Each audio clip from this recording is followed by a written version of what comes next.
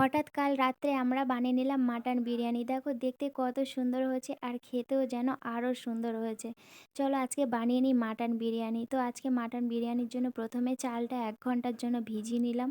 আর তারপরে বর মাংসগুলো সুন্দর করে কেটে নিচ্ছে।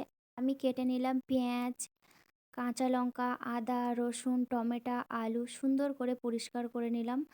সব মশলাগুলো পেস্ট করে নিলাম। আদা, কাঁচা লঙ্কা, রসুন আর টমেটোগুলো কুচি কুচি করে কেটে নিলাম।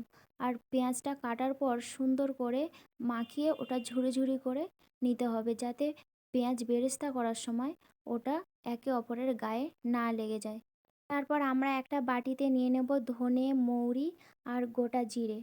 সবগুলো নিয়ে কড়াই ভেজে নিতে হবে। তারপর একটা পাত্রে মাংসগুলো নিয়ে নিতে হবে, তাতে দিয়ে দিতে হবে হলুদ, লঙ্কা গুঁড়ো, লবণ আর যে ভেজে রাখা মশলাটা ছিল ওটা পেস্ট করে দিয়ে একটু সাদা তেল আর রসুন বাটা, একটু লেবু, কাঁচা লঙ্কা বাটা, আদা বাটা দিয়ে সুন্দর করে ওটা পেস্ট করে আধ ঘন্টার জন্য ম্যারিনেট করে রেখে দিতে হবে।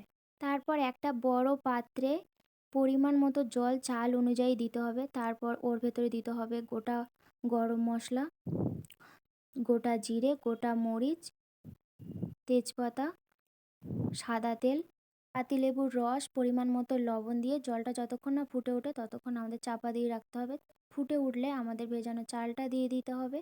চালটা দেওয়ার পর আমাদের চালটা বারবার দেখে নিতে হবে যাতে চালটা 80% পর্যন্ত সেদ্ধ হয়। 80% সেদ্ধ হয়ে গেছে, আমরা এখন ভাতটা নামিয়ে নেব। নিয়ে ফ্যানের তলায় সুন্দর করে বিছিয়ে দেবো যাতে একে অপরের সাথে জড়িয়ে না যায়। আলুটা সেদ্ধ করে নিতে হবে 80% পর্যন্ত, পরিমাণ মতো লবণ আর দিয়ে দিতে হবে ফুড কালার। তারপর আমরা একটা কড়াই তেল দিয়ে পেঁয়াজগুলো বেরেস্তা করে নেব। বেরেস্তা আমাদের হয়ে গেছে, বেরেস্তাগুলো আমরা এবার নামিয়ে নেব। বেরেস্তা ভাজা আমাদের হয়ে গেছে। সেই তেলে আমরা আলুগুলো সুন্দর করে ভেজে নেব। ভেজে নেওয়া বেরেস্তা ভেজা তেলে আমাদের ম্যারিনেট করা যে মাংসটা ছিল সেটা লাল লাল করে ভেজে নেব। মাংস ভাজা আমাদের কমপ্লিট হয়ে গেছে। এবার মাংস ভাজা তেলে আমাদের যে কেটে রাখা পেঁয়াজগুলো ছিল সেই পেঁয়াজগুলো সুন্দর করে কষিয়ে নিতে হবে। আর দেখো আমার বর দেখতে দেখতে রাত্রে শুয়ে পড়েছে আমার রান্নাঘরে। তার এর মধ্যে দিয়ে দেবো কেটে রাখা টমেটো দিয়ে অনেকক্ষণ পর্যন্ত কষিয়ে রাখতে হবে, যতক্ষণ পর্যন্ত এর কাঁচা গন্ধটা না যায়। এর ভেতরে দিয়ে দেবো হলুদ, লবণ আর একটু চিনি দিয়ে অনেকক্ষণ পর্যন্ত কষিয়ে নিতে হবে। কষিয়ে নেওয়ার পর এর মধ্যে দিয়ে দেবো আদা বাটা, রসুন বাটা, কাঁচা লঙ্কা বাটা। সবগুলো দিয়ে অনেকক্ষণ পর্যন্ত কষিয়ে নিতে হবে যতক্ষণ পর্যন্ত এর কাঁচা গন্ধটা না যায়। আমার একটু তেলের প্রয়োজন ছিল তাই হতে একটু তেল দিলাম, কারোর প্রয়োজন হলে দেবে, না না হলে দেওয়ার দরকার নেই। কষিয়ে নেওয়ার পর এতে দিয়ে দেবো টক দই। টক দইটা দেওয়ার পর কষিয়ে নিয়ে দিয়ে দেবো বিরিয়ানি মশলা। বিরিয়ানি মশলা দিয়ে কষানোর পর এর মধ্যে মাংসগুলো আমরা অ্যাড করব। মাংসগুলো দেওয়ার পর অনেকক্ষণ পর্যন্ত কষিয়ে নিতে হবে। কষিয়ে নেওয়ার পর এর মধ্যে দিয়ে দিতে হবে পরিমাণ মতো জল। মাংসটা সেদ্ধ হয়ে আসলে আমরা এতে দিয়ে দেবো মাটন মশলা, বিরিয়ানি মশলা আর একটু গরম মশলা।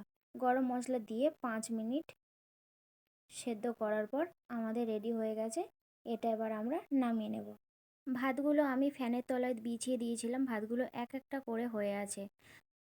এবার একটা ডেকচিতে, বড় ডেকচিতে নিয়ে নিয়েছি ঘি আর টক দই। তারপরে দিয়ে দিলাম ভাতের লেয়ার, দিয়ে দিলাম আলু আর মাটনগুলো দিয়ে দেবো। এর উপরে বিরিয়ানি মশলা, গোটা মশলা গুঁড়ো করে রেখেছিলাম সেটাই দিলাম। তারপর দিয়ে দেবো বিরিয়ানি গুঁড়ো মশলা। বিরিয়ানি গুঁড়ো মশলা দেওয়া হয়ে গেছে। এখন দেব ফুড কালার, দুধের মধ্যে মেশানো আছে ফুড কালার, গোলাপ জল, কেওড়া জল। তার উপরে আরও একটা ভাতের লেয়ার আমরা দিয়ে দেবো। ভাতের লেয়ারটা দেওয়ার পর দিয়ে দেবো এর উপরে পেঁয়াজ বেরেস্তা। পেঁয়াজ বেরেস্তা দেওয়ার পর এর মধ্যে আলুগুলো একটা একটা করে সাজিয়ে দেব। আলুগুলো সাজানোর পর যে গোটা বিরিয়ানির মশলাটা ছিল সেটা ছিটিয়ে দিলাম। দেওয়ার পর দিলাম বাকি মাংসগুলো। মাংসগুলো দেওয়ার পরে উপরে আরও একটা বাকি ভাতগুলো দিয়ে দিলাম। দিয়ে দিলাম ঘি। ঘিটা ওপরে সুন্দর করে দিয়ে দিতে হবে, বিছিয়ে দিতে হবে। বাকি যে পেঁয়াজের বেরেস্তাগুলো ছিল সেগুলো লাস্ট লেয়ারে দিয়ে দিতে হবে। তারপর আমরা যে বানিয়ে রেখেছিলাম দুধের মধ্যে গোলাপ জল, কেওড়া জল, ফুড কালার আর লাস্ট লেয়ারে যখন এটা দেব তখন তার মধ্যে 2 ফোঁটা আতর মিশিয়ে দিতে হবে। আর দেখো আমরা কত রাত্রে ভিডিও বানাচ্ছি। সুন্দর করে ওটা যখন দেওয়া হয়ে যাবে, পাত্রের চতুর্দিকে আটা দিয়ে ঢাকনাটা বেশ ভালো করে আটকে দিতে হবে, যাতে না ভাপটা বেরিয়ে যায়। 5 মিনিট হাই ফ্লেমে আর 40 মিনিট লো ফ্লেমে রাখতে হবে। দেখো অবশেষে আমাদের বিরিয়ানি রেডি হয়ে গেছে। কি সুন্দর একটা সেন্ট বেরোচ্ছে, দেখতে যেমন অসাধারণ সুন্দর হয়েছে। দেখো বন্ধুরা কত সুন্দর দেখতে লাগছে, আর যেমন সুন্দর হয়েছে দেখতে তেমন সুন্দর কিন্তু খেতে হয়েছে। তোমরা একবার বাড়িতে বানিয়ে দেখো, দেখবে অসাধারণ লাগবে, অসাধারণ। তোমরা একবার বাড়িতে বানিয়ে দেখো। ভালো লাগলে অবশ্যই লাইক সাবস্ক্রাইব করতে ভুলবে না। অনেক রাত হয়েছে, গুড নাইট, টাটা।